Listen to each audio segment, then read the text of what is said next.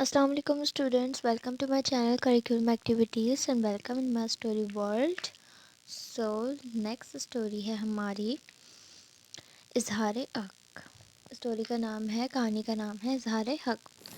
جب توحید کی دعوت نے بتوں کی دھجیاں اڑانی شروع کر دیں تو قریش کے آپ صلی اللہ علیہ وآلہ وسلم کے چچا ابو طالب سے جا کر شکایت کی کہ اپنے بھتیجے کو سمجھائیں، وہ ہمارے بتوں کو برا بھلا کہتا ہے.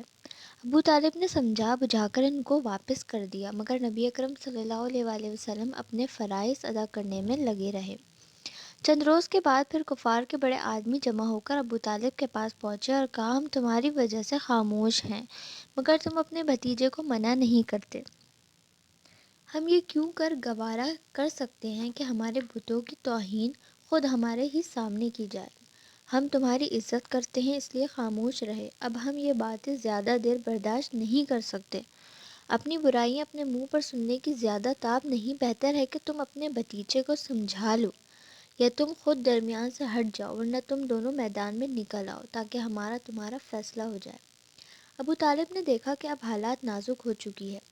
قریش اب کسی طرح ماننے والے نہیں اور میں اکیلا سب کا مقابلہ کیسے کروں گا. آخر مجبور ہو کر نبی اکرم صلی اللہ علیہ وآلہ وسلم سے سارا حال بیان کیا اور کہا، اے چچا کی جان، آنکھوں کی ٹھنڈک، مجھ پر اتنا بوجھ نہ ڈالو کہ میں اس کو اٹھا بھی نہ سکوں.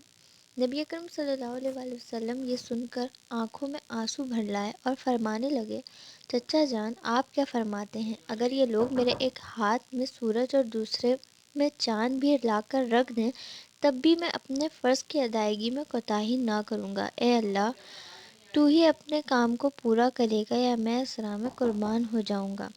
آپ کی ان باتوں کا اثر ابو طالب کے دل پر اس قدر ہوا کہ ان کو بھی کہنا پڑا، اچھا اپنا کام کیے جاؤ، کوئی شخص تمہارا کچھ نہیں بگاڑ سکتا. قریش نے جب کسی طرح بھی اپنی دال گلتی نہ دیکھی تو عقبہ کو اپنا نمائندہ مقرر کر کے آپ کی خدمت میں بھیجا. اس نے حاضر ہو کر عرض کیا، اے محمد، تم یہ بتاؤ کہ آخر چاہتے کیا ہو؟ کیا مکے کی حکومت پسند ہے یا کسی بڑے گھرانے میں شادی کرنا چاہتے ہو یا بہت سی دولت لا کر ہم تمہارے سامنے ڈھیر کر دیں؟ ہم تمہاری ہر بات ماننے کو تیار ہیں. تم کسی طرح ہمارے معاملات میں دخل دینا چھوڑ دو اور تم ہمارے بتوں کی برائیاں نہ کیا کرو. حضور صلی اللہ علیہ وسلم نے ان تمام لالچ دینے والی باتوں کے جواب میں صرف یہ فرمایا، میں تو اللہ کا پیغام لے کر آیا ہوں، جو چیزیں تم پیش کرتے ہو مجھے ان سے کیا تعلق؟ پھر آپ نے قرآن مجید کی چند آیتیں پڑھیں جن کا ترجمہ یہ ہے، اے محمد کہہ دو میں تم ہی جیسا آدمی ہوں مگر مجھ پر وحی آتی ہے. کہہ دو تمہارا اللہ بس وہی ایک خدا ہے، لہٰذا اس کی طرف رجوع کرو، نیک کام کرو اور اس کے ساتھ کسی کو شریک نہ کرو. عقبہ یہ باتیں سن کر دم نہ مار سکا اور اپنی قوم سے جا کر کہنے لگا، میری رائے میں تم محمد سے کچھ نہ کہو، ان کو ان کی ہی حال پہ چھوڑ دو. جو کلام وہ سناتے ہیں وہ شاعری نہیں، وہ کچھ اور ہی چیز ہے. اگر وہ اپنے مقصد میں کامیاب ہو گئے تو اس میں تمہاری عزت ہے اور اگر ناکام رہے تو خود بخود تباہ ہو جائیں گے. مگر قریش نے ضد اور سرکشی کی وجہ سے عقبہ کی نہ مانی اور ان کی رائے سے اتفاق کیا.